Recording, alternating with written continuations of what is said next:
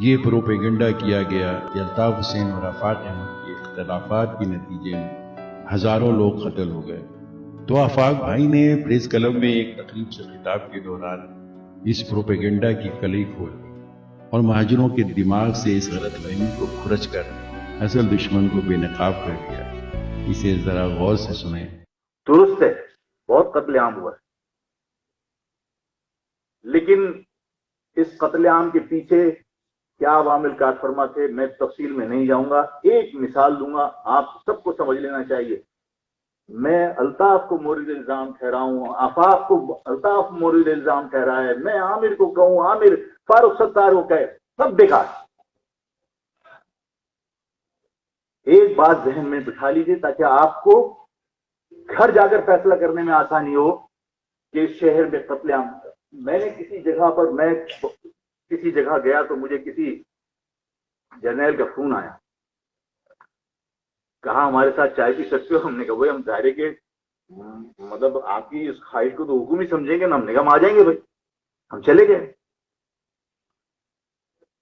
اور جب ہم گئے، یہ اسلام آباد کی بات کر رہا ہوں، جب وہاں گئے تو ہم نے ان سے خیریت کے بعد ڈسکس کی کراچی کے حالات پر۔ انہوں نے کہا کہ کراچی کے حالات بہت خراب ہیں۔ میں نے کہا بہت خراب ہیں، ایک دن میں تو نہیں ہوئے۔ انہوں نے کہا کہ اب حالات صحیح ہو جائیں گے۔ تو گو کہ ظاہر میں بہت ڈرپوک آدمی ہوں، لیکن مجھ سے بعض اوقات نکل جاتی ہے زبان سے۔ میں نے کہا اب کنٹرول ہو جائیں گے، اس سے پہلے کسی اور ملک کی فوج تھی وہاں پہ۔ جب یہاں ایک شہر میں ایک دن میں 100 قتل ہو رہے تھے، یہاں موساد تھی، یہاں کسی اور ملک کی ایجنسیاں کام کر رہی تھیں، اور آج کون سی جادو کی چھڑی ہے کہ ایک دن میں سب کچھ کنٹرول ہو گیا؟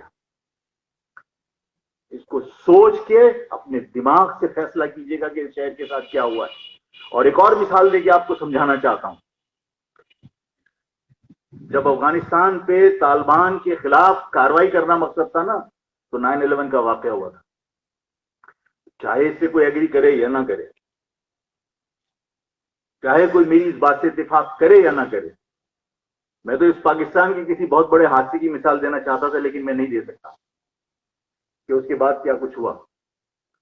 تو 9/11 کا جو واقعہ ہوا تھا وہ افغانستان پہ حملے کا جواز تلاش کرنے کے لیے ہوا تھا، اور اس شہر میں جو قتل و غارت گری ہوئی ہے، اس شہر پہ قبضہ کرنے کے لیے کی گئی۔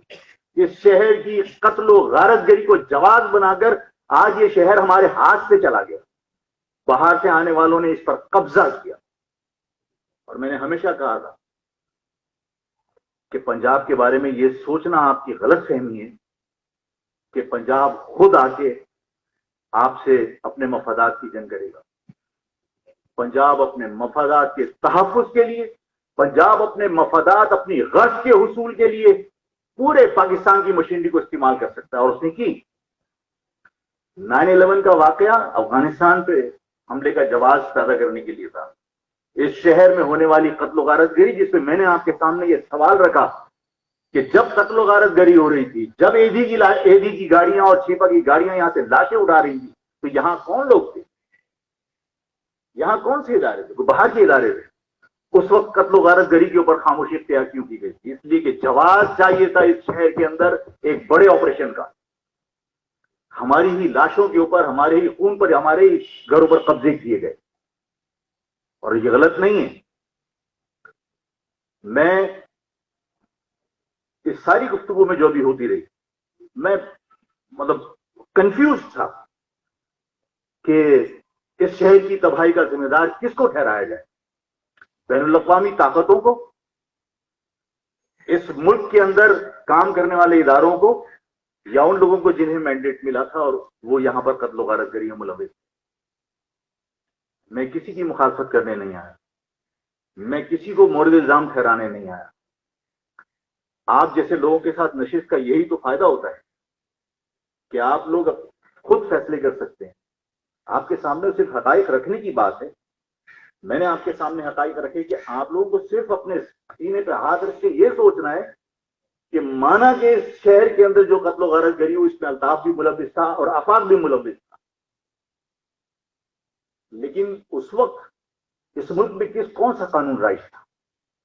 میرا ہاتھ کیوں نہیں پکڑا؟ الطاف کا ہاتھ کیوں نہیں پکڑا؟ کیوں قتل ہوتے ہوئے دیکھتے رہے؟ اس شہر میں ایک ایک دن میں 100 قتل ہوئے. میں گناہ گار، الطاف گناہ گار، سب گناہ گار.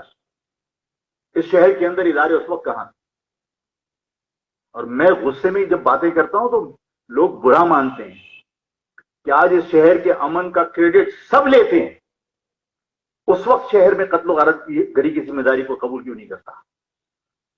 سب اس بات کا دعویٰ کرتے ہیں ہمارے آنے سے شہر میں امن ہو گیا. تو بھائی اس سے پہلے کون تھا یہ تو بتا دو. اس شہر میں اس سے پہلے کون سی قوتیں تھیں، کون سی ایجنسیاں تھیں کہ ہمارے ادارے نہیں تھے؟ لیکن قتل و غارت گری تو ہوئی نا، صرف اس لیے کہ اس شہر پر بڑی یلغار کا جواز تلاش کرنا، اور ایسا ہوا. میں جب ان حالات کے اندر یہ دیکھتا ہوں کہ سڑکوں کے اوپر زبان کی بنیاد پر لوگوں کی بے عزتیاں ہو رہی ہوتی، جب میں لوگوں کو دیکھتا ہوں کہ زبان کی بنیاد پر لوگوں کو ریلیف مل رہا ہوتا ہے تو دکھ ہوتا ہے. زبان کی بنیاد پر ہونے والی ان زیادتیوں اور ناانصافیوں پر اس لیے دکھ نہیں ہوتا کہ میری قوم کے ساتھ زیادتی ہو رہی ہے، بلکہ اس لیے بھی دکھ ہوتا ہے کہ یہ ملک کے مفاد میں نہیں.